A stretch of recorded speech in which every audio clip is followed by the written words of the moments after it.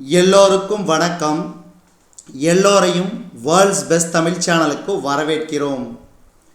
இந்த காணொளியில் நாம் பார்க்கவிருப்பது தினசரி நடப்பு நிகழ்வுகள் 27 ஏப்ரல் 2025 மற்றும் 28 ஏப்ரல் 2025 ஆகிய 2 தினங்களுக்குரிய தினசரி நடப்பு நிகழ்வுகள். இதுவரைக்கும் நம்ம வேர்ல்ட்ஸ் பெஸ்ட் தமிழ் சேனலை WPT வேர்ல்ட்ஸ் பெஸ்ட் தமிழ் சேனலை சப்ஸ்கிரைப் பண்ணாத புதிய நண்பர்கள் சப்ஸ்கிரைப் பண்ணிவிட்டு காணொளிகளை பாருங்கள். இப்போ நேரடியாக காணொளிகளை போயிடலாம். இதில் உள்ள ஒவ்வொரு கேள்வியும் நம்ம இந்த 27 28னா அந்த நாட்களோட நாளிதழ்களிலிருந்து எடுக்கப்பட்ட ஒன்று தான். முதல் கேள்வி, எந்த நாடு உலகின் முதல் வணிக ரீதியான 10G பிராட்பேண்ட் நெட்வொர்க்கை அறிமுகப்படுத்தியது? சரியான விடை சீனா. சீனா. அடுத்து இரண்டாவது கேள்வி,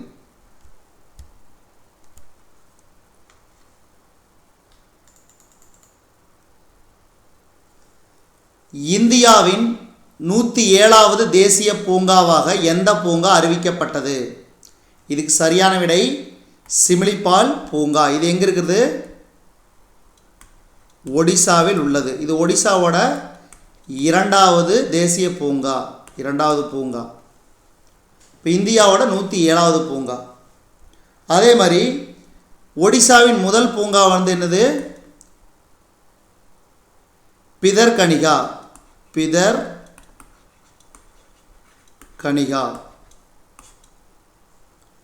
இப்போ இதில் வந்து அதிகமாக யானைகள், புலிகள் காப்பகம் உள்ளிட்ட பல பகுதிகளை உள்ளடக்கியது தான் இந்த பூங்கா.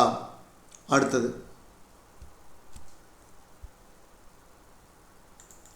மூன்றாவது கேள்வி,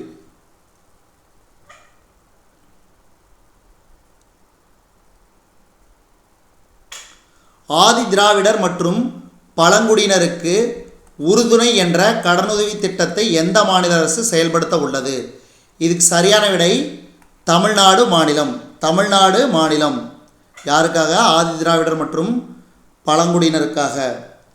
இது வந்து ஒரு கடனுதவி திட்டம்.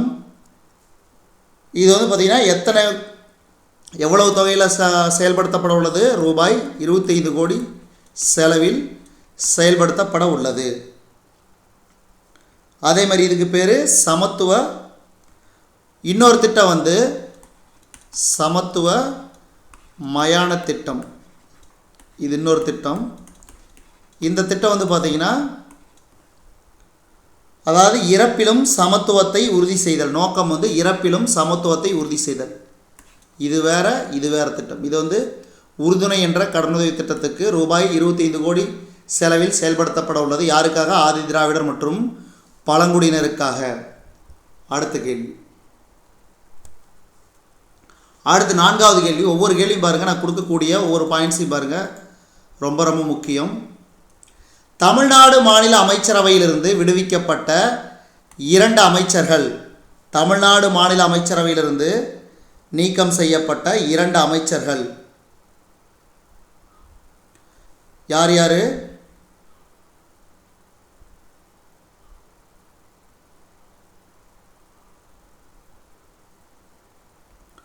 பொன்முடி மற்றும் செந்தில் பாலாஜி அவர்கள்.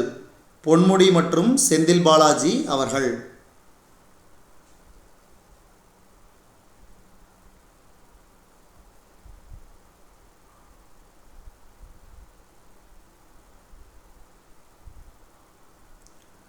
அதான் இதை பற்றின ஃபுல் டீட்டெயில்ஸ் வந்து நம்ம இப்போ பார்க்க போகிறோம்.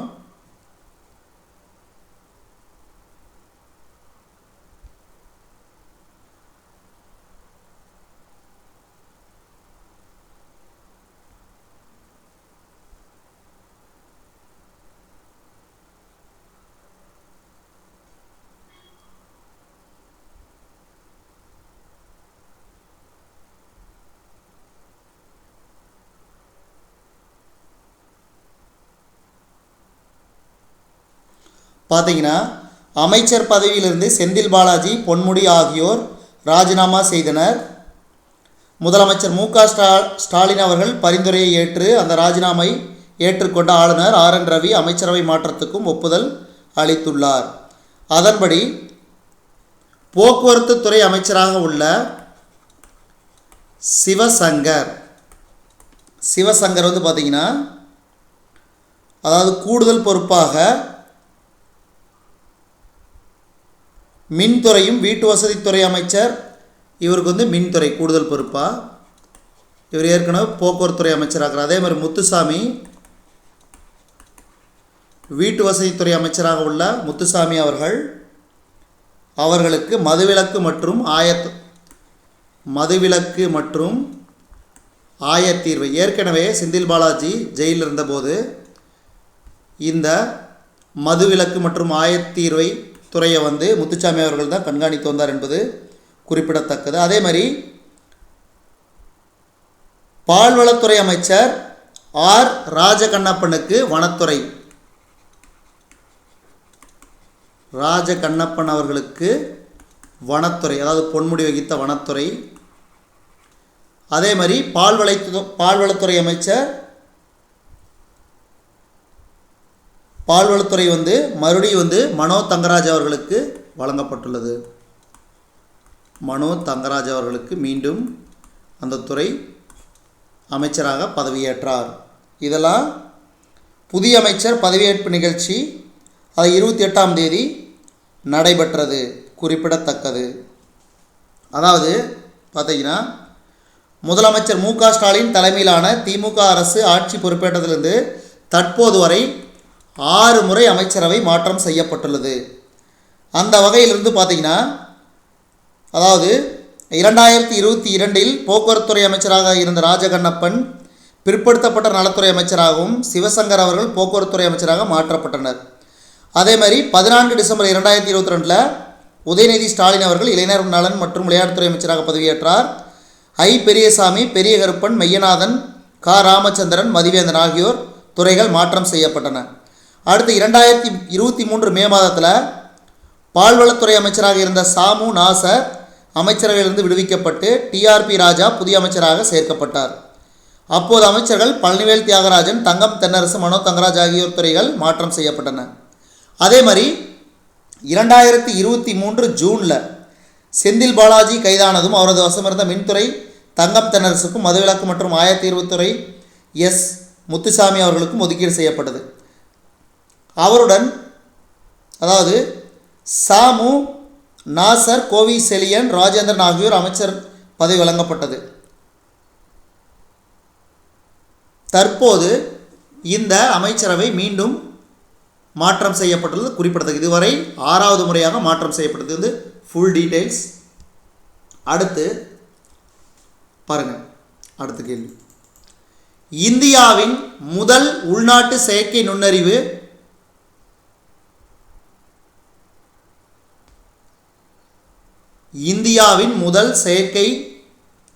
உள்நாட்டு செயற்கை நுண்ணறிவு அடித்தள மாதிரியை உருவாக்க உள்ள நிறுவனம் எது? இது வந்து ரொம்ப ரொம்ப முக்கியமான கேள்வி. இதுக்கு வந்து பார்த்தீங்கன்னா சர்வம் ஆர்டிஃபிஷியல் இன்டெலிஜென்ஸ். இதில் பார்த்தீங்கன்னா இதனுடைய தலைமையகம் எங்கு உள்ளது? பெங்களூரு. அடுத்தது இது வந்து மத்திய அரசின் நிதியுதவியுடன் செயற்கை நுண்ணறிவு அடித்தளத்தை அமைக்க உள்ளது. அதே மாதிரி இதனோட பட்ஜெட் வந்து அதாவது 10,000 கோடி. அடுத்து இது ரொம்ப ரொம்ப முக்கியமான கேள்வி, பாருங்க. டைம்ஸ் இதழின் ஆசிய உயர்கல்வி தரவரிசை 2025இல் எந்த பல்கலைக்கழகம் முதலிடம் பிடித்தது? ரொம்ப ரொம்ப முக்கியம், பாருங்க. டைம்ஸ் இதழின் ஆசிய உயர்கல்வித்துறை தரவரிசை 2025இல் எந்த பல்கலைக்கழகம் முதலிடம் பிடித்தது? சீனாவின் சிங்குவா பல்கலைக்கழகம் முதலிடம். அதே மாதிரி சீனாவோட பீகிங் பல்கலைக்கழகம் 2வது இடம். சிங்கப்பூர் தேசிய பல்கலைக்கழகம் 3வது இடம். இது வந்து ரொம்ப ரொம்ப முக்கியம், ஞாபகம் வச்சுக்கோங்க.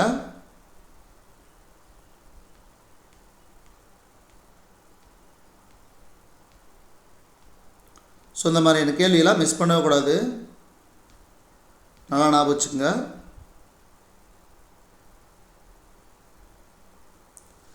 இந்தியாவில் வந்து IIC IISc Indian Institute of Science, பெங்களூரில் உள்ள இந்தியன் இன்ஸ்டியூட் ஆஃப் சயின்ஸ் நிறுவனம் தான். அதாவது முதல் 50 இடத்துல கிட்டத்தட்ட அநேகமாக நினைக்கிறேன் 38வது இடம் நினைக்கிறேன், 38வது இடத்தை பிடித்துள்ளது. அடுத்து, இந்தியாவில் கடந்த 10 ஆண்டுகளில் எத்தனை பேர் கடும் வறுமையிலிருந்து மீட்கப்பட்டனர்? இதுக்கு சரியான விடை 17.1 கோடி பேர். 17.1 கோடி பேர். இது வந்து ரொம்ப ரொம்ப முக்கிய, ஞாபகம் வச்சுக்கோங்க.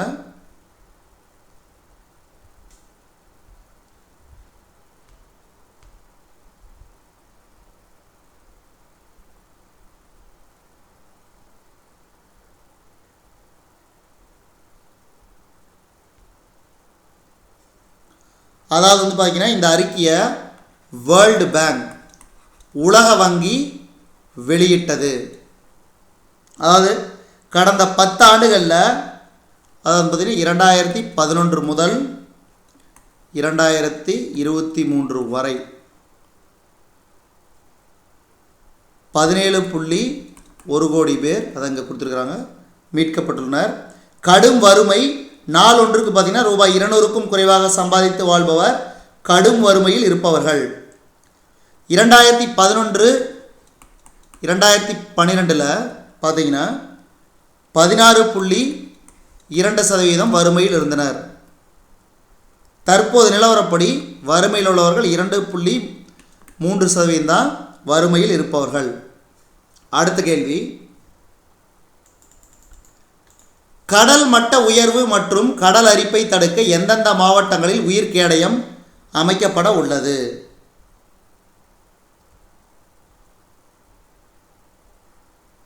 இதுக்கு சரியான விடை வந்து கடலூர் மற்றும் தூத்துக்குடி. கடலூர் மற்றும் தூத்துக்குடி. அதாவது அது மட்டும் இல்லாமல் தமிழகத்தில் 100 பள்ளிகளில் பசுமை உள்கட்டமைப்பு ஏற்படுத்தும் திட்டம் கடலூர் மற்றும் தூத்துக்குடியில் தான் உயிர் கேடயம் அமைக்க திட்டம். அதே மாதிரி அலையாத்தி காடுகள் நடவு செய்யப்படும். விருதுநகர் மாவட்டம் ராஜபாளையத்தில் உள்ள, அதாவது சஞ்சீவி மலை, ராஜபாளையத்தில் உள்ள சஞ்சீவி மலை மறுசீரமைப்பு செய்யப்படும். அது மட்டும் இல்லாமல் கைவிடப்பட்ட சுரங்கங்கள், சீர்குலைந்த நிலங்கள், மாசடைந்த நீர்நிலைகள் மீட்டெடுக்கப்படும். கடலோர மாவட்டங்களில் கடலில் கைவிடப்படும் மீன்வலைகளை சேகரித்து மறுசுழற்சியை செய்யும் திட்டம் தொடங்கப்படும். அது மட்டும் இல்லாமல் சென்னையில்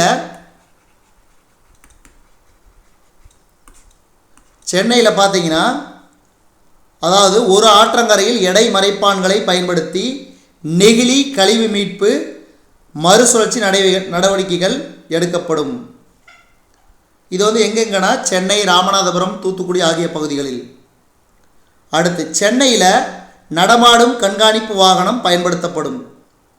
இதெல்லாம் வந்து முக்கியமானது. அடுத்தது வந்து பாருங்கள், இது ரொம்ப ரொம்ப முக்கியமான ஒன்று. இந்த கேள்வி கேட்டாலும் கேட்பா, ஞாபகம் வச்சுங்க. தமிழ்நாட்டின் முன்னாள் சட்டமன்ற உறுப்பினர்களுக்கான, அதாவது எம்எல்ஏ, முன்னாள் எம்எல்ஏ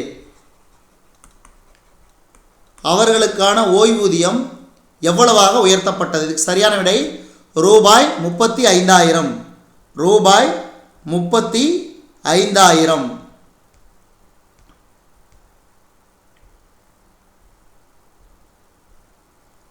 அதாவது முன்னாள் சட்டப்பேரவை மற்றும் மேலவை உறுப்பினர்கள் மாத ஊதியம் ரூபாய் 35,000. ஏற்கனவே 30,000 வாங்கிட்டு இருந்தாங்க. அதே மாதிரி இதில் வந்து பார்த்திங்கன்னா குடும்ப மாத ஊதியம் 17,500, மருத்துவப்படி ஆண்டுக்கு 1,00,000, எம்எல்ஏ தொகுதி மேம்பாட்டு நிதியாக ரூபாய் 3 கோடி வழங்கப்பட்டு வருகிறது. இதெல்லாம் ரொம்ப ரொம்ப முக்கியம். அடுத்த கேள்வி, 10வது கேள்வி, தமிழ்நாடு கந்துவட்டி தடை சட்டம் எந்த ஆண்டு இயற்றப்பட்டது? தமிழ்நாடு கந்துவட்டி தடை சட்டம் எந்த ஆண்டு இயற்றப்பட்டது? சரியான விடை 2003. 2003. அதாவது கடன் வசூலிப்பதில் கடமை காட்டினால் சிறை, கடனை வசூலிப்பதில் மிரட்டுவது போன்ற கடுமை காட்டினால் சிறை தண்டனை. இந்த மசோதாவை தாக்கல் செய்தவர் உதயநிதி ஸ்டாலின். உதயநிதி ஸ்டாலின். அதாவது கடனை வசூலிப்பதில், நல்லா எழுதுறேன் பார்த்துங்க, கடனை வசூலிப்பதில் கடமை காட்டினால், அதாவது கடுமை காட்டினால் சிறை. இந்த மசோதாவை சட்டப்பேரவையில் தாக்கல் செய்தவர் விளையாட்டுத்துறை அமைச்சர் உதயநிதி ஸ்டாலின், அதாவது துணை முதலமைச்சர், விளையாட்டுத்துறை அமைச்சர் மற்றும் துணை முதலமைச்சர்.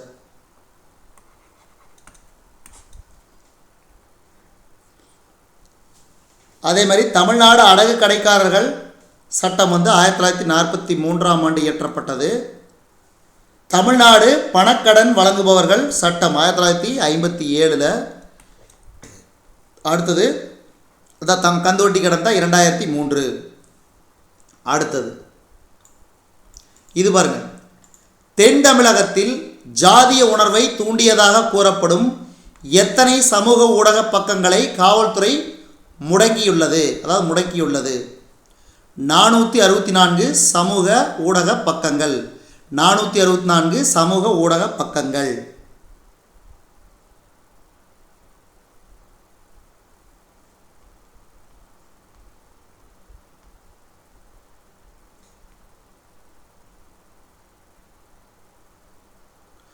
இதில் இன்ஸ்டாகிராமில் 252 பக்கங்கள். அதே மாதிரி ஃபேஸ்புக்கில் பார்த்தீங்கன்னா 169 பக்கங்கள். அடுத்தது எக்ஸ் தளத்தில் 7 பக்கங்கள். அதே மாதிரி யூடியூப்பில் 7 பக்கங்கள். அதே மாதிரி பிற சமூக ஊடகங்கள் 23. மொத்தம் 464 பக்கங்களை முடக்கியுள்ளது, அதாவது காவல்துறை. அடுத்தது 2025ஆம் ஆண்டு கோபா டெல் ரே கால்பந்து போட்டியில் சாம்பியன் பட்டத்தை வென்ற அணி எது? 2025ஆம் ஆண்டு கோபா டெல் ரே போட்டியில் கால்பந்து போட்டியில் சாம்பியன் பட்டத்தை வென்ற அணி எது? பார்சிலோனா. இது இதன் மூலம் 32வது முறையாக இதான் இந்த அணிகள் தான் அதிக முறை வென்றுள்ளது. ரியல் மாட்ரிட் 20 முறை, அதே மாதிரி அத்லெட்டிக் பில்பாவ் 24 முறை இந்த கோபா டெல் ரே கால்பந்து போட்டியில் பட்டத்தை வென்றுள்ளது. அதிக முறை பார்சிலோனா. இந்த 2025ஆம் ஆண்டு பார்சிலோனா தான். அடுத்தது 13வது கேள்வி, சமீபத்திய செய்திகளில் இடம்பெற்ற ஷாகித் ரஜேயி துறைமுகம் எந்த நாட்டில் அமைந்துள்ளது? ஈரான். அடுத்த கேள்வி, அரசு மற்றும் அரசு உதவி பெறும் பள்ளிகளில் பயிலும் மாணவர்களின் தெத்துப்பல், அதாவது எத்துப்பல் சிகிச்சைக்காக மலரும் புன்னகை திட்டம் எங்கு தொடங்கப்பட்டது? விருதுநகர் மாவட்டத்தில். அடுத்து இந்த காணொளியின் கடைசி கேள்வி, சமீபத்தில் காலமான வரலாற்று ஆய்வாளர் MGS நாராயணன் எந்த மாநிலத்தைச் சேர்ந்தவர்? சமீபத்தில் காலமான வரலாற்று ஆய்வாளர் MGS நாராயணன் எந்த மாநிலத்தைச் சேர்ந்தவர்? கேரளா.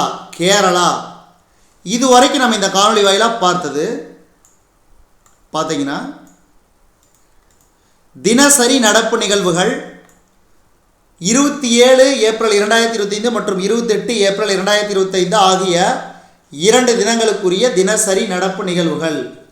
இந்த காணொளி உங்களுக்கு பிடிச்சிருந்துச்சுன்னா லைக் பண்ணுங்க, கமெண்ட் பண்ணுங்க, மறக்காம இந்த காணொளியை உங்கள் நண்பர்களுக்கும் மற்றவர்களுக்கும் ஷேர் பண்ணுங்க.